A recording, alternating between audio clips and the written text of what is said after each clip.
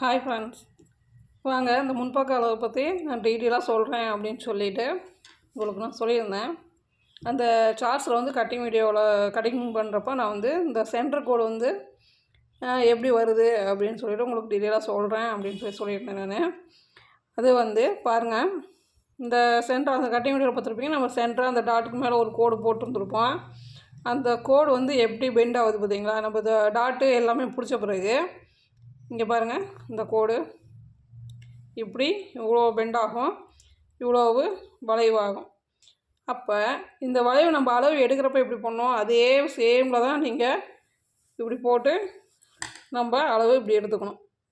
இப்படி போட்டு இப்படி எடுத்துக்கிட்டிங்க அப்படின்னா தான் உங்களுக்கு வந்து இந்த முன்பக்க அளவு வந்து உங்களுக்கு முன்பக்க அளவு வந்து நீட்டாக அதே அளவு வந்து உங்களுக்கு கிடைக்கும். அப்போ இந்த மாதிரி நம்ம எடுத்துக்கிட்டோம் அப்படின்னா உங்களுக்கு கரெக்டாக வந்து அந்த அளவு வரும். முன்பக்கம் வந்து எச்சும் கம்மியாகவும் வராது. அப்படியே ஒரு பாயிண்ட் 2 பாயிண்ட் அளவு தான் வரும். அது ஒன்றும் பிரச்சனை இருக்காது. ஆனால் வந்து நீங்கள் நேராகவே இப்படி எடுத்து நம்ம நேராகவே இப்படி எடுத்து அளவு எடுத்தோம் அப்படின்னா உங்களுக்கு எப்படியும் ஒரு 1/2 இன்ச் அளவுக்கு முன்ன பின்ன வரும். 1/2 இன்ச்சு வரலாம், ஒரு 3/4 இன்ச்சு வரலாம். ஒன்றும் அந்தளவுக்கு டிஃப்ரெண்ட் இல்லைனாலும் நம்ம கரெக்டாக நம்ம பட்டியெல்லாம் ஜாயின் பண்ணுறப்போ வந்து பார்த்திங்கன்னா சைடில் எச்சாவே இருக்கிற மாதிரி இருக்கும். பட்டி சப்போஸ் அப் அண்ட் டவுனாக வரும். இந்த மாதிரியும் இருக்குது. அதனால் நீங்கள் அளவு ப்ளவுஸ் எடுக்கிறப்ப நீங்கள் உள்ளே எடுத்துக்கிட்டாலும் சரி, வெளியில் எடுத்துக்கிட்டாலும் சரி, இந்த மாதிரி இந்த பெண்டு பார்த்திங்களா, உங்களுக்கு அதுக்கு தான் காட்டணும் அப்படின்றக்காக தான் நான் வந்து இந்த பெண்டு இந்த கோடு வந்து எவ்வளோ பெண்ட் ஆகுது அப்படின்றக்காக தான் இந்த வீடியோ எடுத்தேன் நான். உங்களுக்கு புரியும், நீங்கள் அளவு எடுக்கிறப்பையும் இப்படி தான் எடுக்கணும் அப்படின்ட்டு.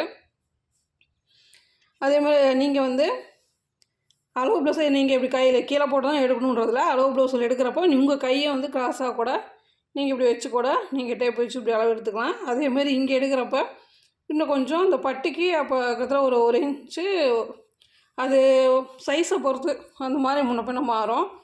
அப்படி இருக்கிறப்ப நீங்கள் வந்து பெஸ்ட்டாக இது வந்து இந்த ஒரு ஐடியா வந்து உங்களுக்கு பெஸ்ட்டாக இருக்கும். நீங்கள் வந்து இந்த டாட்டை மட்டும் இப்படி எடுத்துக்கிட்டு இப்படி போட்டுக்கிட்டீங்க அப்படின்னா அதே ஷேப் வந்து உங்களுக்கு அந்த முக்கோணம் ஷேப் மாதிரி வரும். உங்களுக்கே அது ஆட்டோமேட்டிக்காக இப்படி விழுந்துடும். அப்படி எடுத்துட்டிங்க அப்படின்னா அந்த ஷேப் வந்து உங்களுக்கு அளவு கரெக்டாக வரும். இது உங்களுக்கு யூஸ்ஃபுல்லாக இருக்குன்னு நினைக்கிறேன் பிகினர்ஸ்க்கு வந்து. ஏன்னா இதே பிரச்சனை எனக்கும் ஆரம்பத்தில் வந்துக்கிட்டு தான் இருந்துச்சு. அப்படி வந்துட்டுருக்கப்போ தான் என்னடா எப்போ பார்த்தாலும் ஒரு 1/2 இன்ச்சு 3/4 இன்ச்சு வந்து எனக்கு எச்சாவே காட்டுது அப்படின்ட்டு இருந்தேன். அது வந்து இந்த கோட்டை பார்த்து நம்ம சரியாக பண்ணிக்கிட்டோம். அப்போ எந்த அளவுக்கு நமக்கு பெண்ட் ஆகுதுன்னு நம்ம தெரிஞ்சுக்கணும் இல்லையா? தெரியாமல் நம்ம பார்த்து நம்ம நேராக வந்து கூட நீங்கள் எடுக்கிறப்ப அப்படியே கூட வச்சு எடுத்துக்கலாம். அதனால் ஒன்றும் தப்பு இல்லை.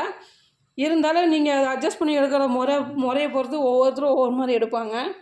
இந்த ஷேப் நமக்கு எவ்வளோ, நம்ம பிகினர்ஸாக இருக்கிறவங்க வந்து என்ன பண்ணணும், நமக்கு இந்த ஷேப் வந்து எவ்வளோ தூரம் வருது அப்படின்னு நம்ம தெரிஞ்சுக்கிட்டால் மட்டும்தான் கொஞ்சம் நமக்கு எந்த ஒரு பிரச்சனையும் வராமல் இந்த முன்பக்க அளவு அப்படியே வரும். இந்த டிப்ஸ் உங்களுக்கு பிடிச்சிருக்குன்னு நினைக்கிறேன். உங்களுக்கு பிடிச்சிருந்துச்சு அப்படின்னா லைக் பண்ணுங்கள், ஷேர் பண்ணுங்கள், சப்ஸ்கிரைப் பண்ணிக்கங்க.